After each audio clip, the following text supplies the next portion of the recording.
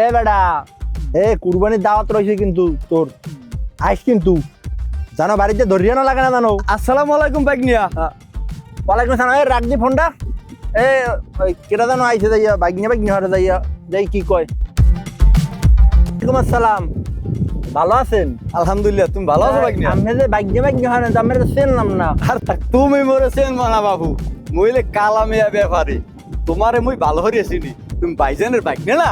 High এই মুই তোমারে চিনি।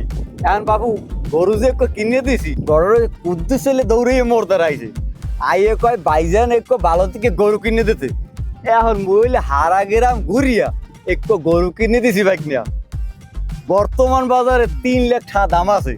কিনছি কত তুমি জানো? কত?